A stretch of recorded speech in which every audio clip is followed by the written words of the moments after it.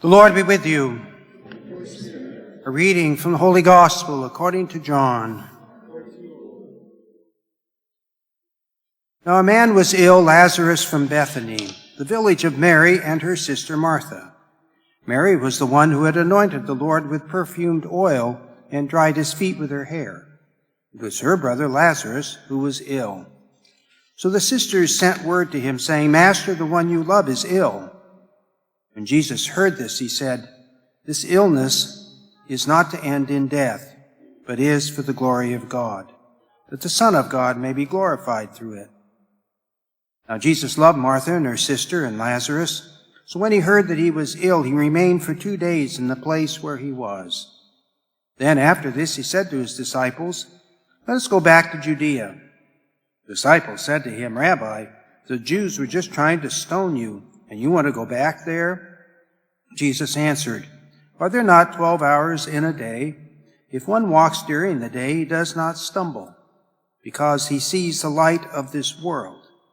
But if one walks at night, he stumbles, because the light is not in him."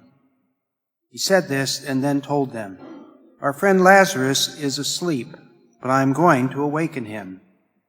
So the disciples said to him, "Master, if he is asleep, he will be saved." But Jesus was talking about his death. Well, they thought he meant ordinary sleep. So then Jesus said to them clearly, "Lazarus has died, and I am glad for you that I was not there, that you may believe. Let us go to him." So Thomas, called Didymus, said to his fellow disciples, "Let us also go to die with him." When Jesus arrived, he found that Lazarus had already been in the tomb for 4 days. Now Bethany was near Jerusalem, only about 2 miles away. And many of the Jews had come to Martha and Mary to comfort them about their brother. And Martha heard that Jesus was coming, and she went to meet him, but Mary sat at home. Martha said to Jesus, "Lord, if you had been here, my brother would not have died. But even now I know that whatever you ask of God, God will give you." Jesus said to her, "Your brother will rise." Martha said to him, "I know he will rise in the resurrection on the last day." Jesus told her, "I am the resurrection and the life. Whoever believes in me, even if he dies, will live. And everyone who lives and believes in me will never die. Do you believe this?" She said to him, "Yes, Lord. I have come to believe that you are the Christ, the Son of God, the one who is coming into the world." When she had said this, she went and called her sister Mary secretly, saying, "The teacher is here and is asking for you." As soon as she heard this, she rose quickly and went to him. For Jesus had not yet come into the village, but was still where Martha had met him. So when the Jews who were with her in the house comforting her saw Mary get up quickly and go out, they followed her, presuming that she was going to the tomb to weep there. When Mary came to where Jesus was and saw him, she fell at his feet and said to him, "Lord, if you had been here, my brother would not have died." When Jesus saw her weeping, and the Jews who had come with her weeping, he became perturbed and deeply troubled, and said, "Where have you laid him?" They said to him, "Sir, come and see." And Jesus wept. So the Jews said, "See how he loved him." Some of them said, "Could not the one who opened the eyes of the blind man have done something so this man would not have died?" So Jesus, perturbed again, came to the tomb. It was a cave, and the stone lay across it. He said, "Take away the stone." Martha, the dead man's sister, said to him, "Lord, by now there will be a stench. He has been dead for 4 days." Jesus said to her, "Did I not tell you that if you believe, you will see the glory of God?" So they took away the stone. And Jesus raised his eyes and said, "Father, I thank you for hearing me. I know that you always hear me, but because of the crowd here, I have said this, that they may believe that you sent me." And when he had said this, he cried out in a loud voice, "Lazarus, come out." The dead man came out, tied hand and foot with burial bands, and his face was wrapped in a cloth. So Jesus said to them, "Untie him and let him go." Now, many of the Jews who had come to Mary and seen what he had done began to believe in him. The Gospel of the Lord.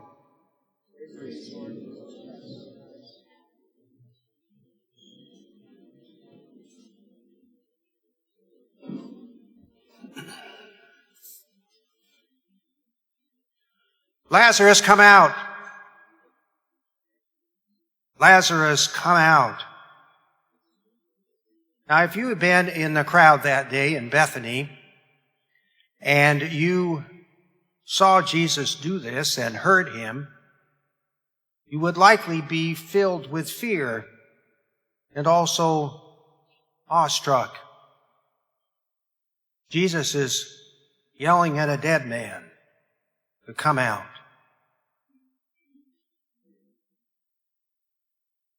In the gospel, we know that Lazarus had been in this tomb for 4 days.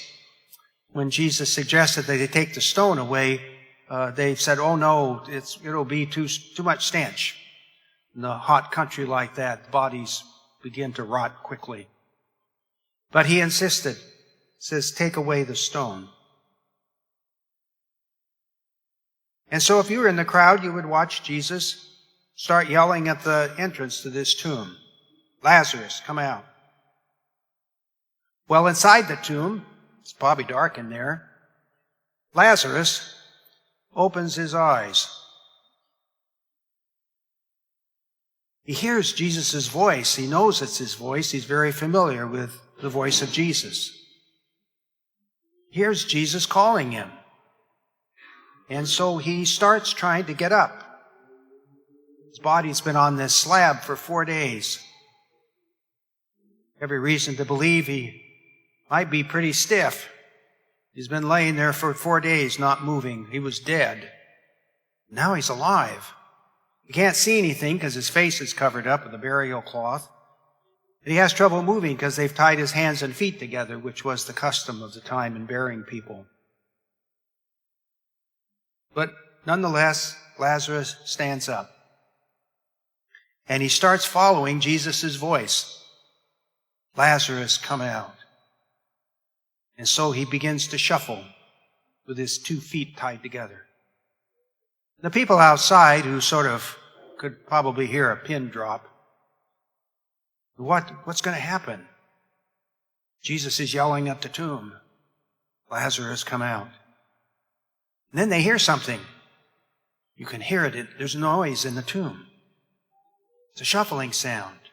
Shuffle, shuffle, shuffle. And suddenly, Lazarus is standing in the doorway. Guy's been dead. Standing there, his face is covered, he's all tied up. So Jesus says, uncover his face and untie his hands and feet and let him go. He's alive. Now, there were people in that crowd that may never have seen Jesus before. Maybe they had never heard him preach. Knew very little about him, although in the gospel we know that they had talked about how he made a man see who had been born blind. So they knew that about him. But they may not have known what he looked like. There were no photographs in those days. And they had maybe never heard him preach. But they would have been amazed at what just happened. They don't need to know anything that Jesus preached. They don't know anything about him, except they stood there and watched him raise this man from the dead. No doubt about it. They're all standing there looking at it. There's Lazarus. He's alive. And so what impressed them most wasn't what Jesus has been saying, is preaching in the temple area, or maybe they had never heard any of that. What impressed them is what Jesus did. What did Jesus do? He raised Lazarus from the dead.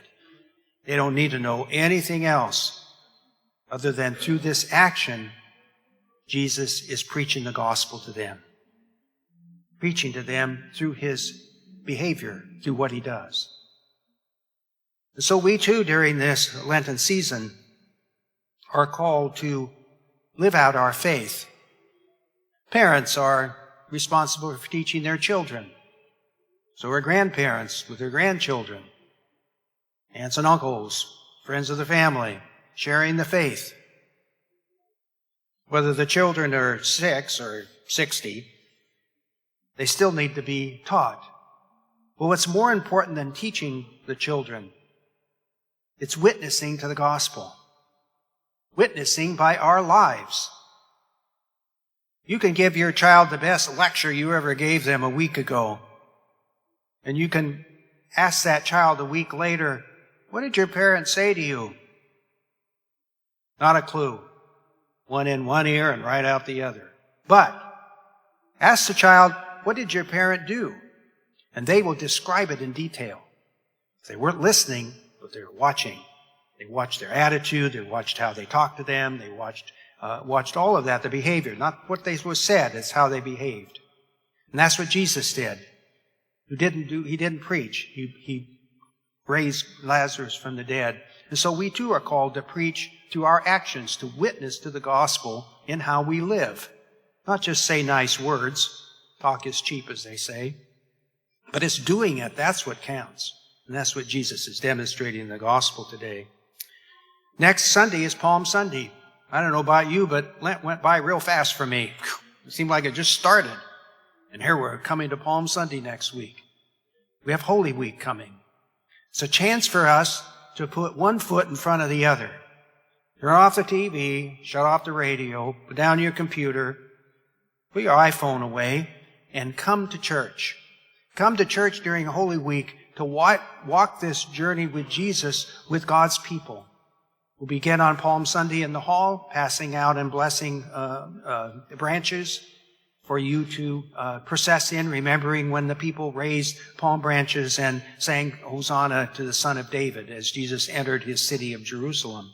We'll also gather here for Holy Thursday, washing feet, celebrating the Eucharist, remembering the things that Jesus gave us at the Last Supper. Good Friday, we'll be here from noon to 3, celebrating the 3 hours that Jesus was on the cross. And then that night, we'll have the ancient liturgy of Good Friday. It's the oldest liturgy in the church. And then on Holy Saturday evening, we'll be out in the darkness, lighting the new fire, lighting the Easter candle, and listening to the stories of our ancestors in faith. What happened to them? Where'd they come from? It's the family stories.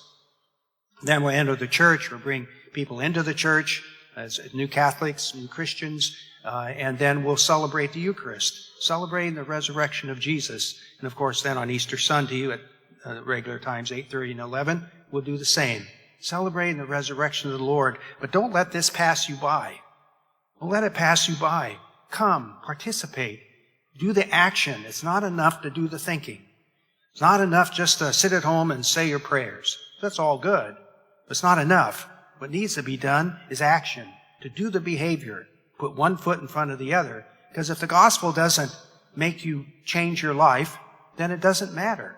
And so it's important in celebrating the gospel and walking with Jesus through this holy time of the church year that we show up. Woody Allen said one time that showing up is 80% of life. And at least show up and be there and be present.